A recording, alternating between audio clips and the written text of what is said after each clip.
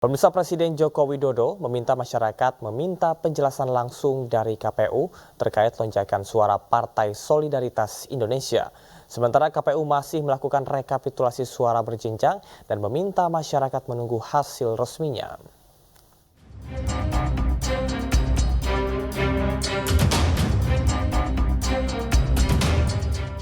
Lonjakan suara Partai Solidaritas Indonesia masih menjadi misteri.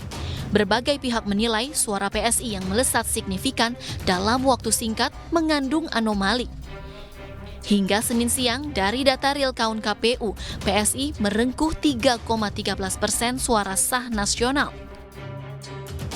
Presiden Joko Widodo merespons lonjakan suara PSI di pemilu 2024. Jokowi meminta masyarakat menerima penjelasan langsung dari Komisi Pemilihan Umum. Itu urusan partai. Tanyakan ke partai, tanyakan ke KPU.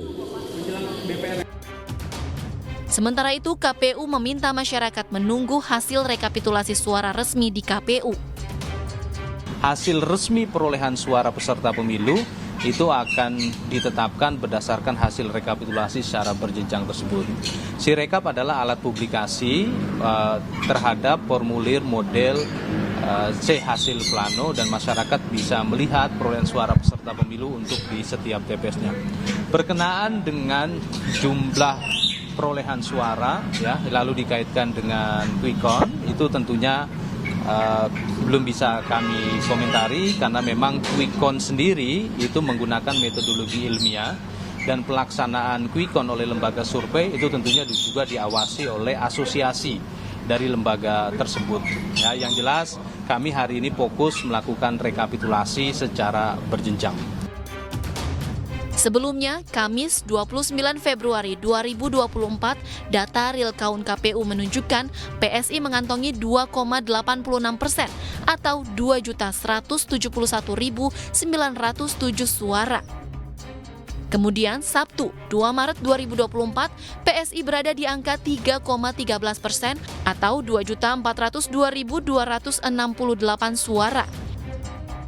Ini artinya suara PSI bertambah 230.361 suara hanya dalam 3 hari yang diperoleh dari 2.240 TPS. Anomali perolehan suara PSI ini kemudian mengundang kritikan dari sejumlah pakar. Perolehan suara PSI di real count KPU bahkan lebih besar dari hasil hitung cepat sejumlah lembaga survei. Politisi PSI Syahril Tanzil menegaskan pihaknya tidak pernah melakukan jual beli suara.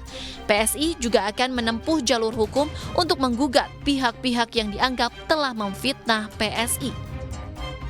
Tim Liputan iNews melaporkan.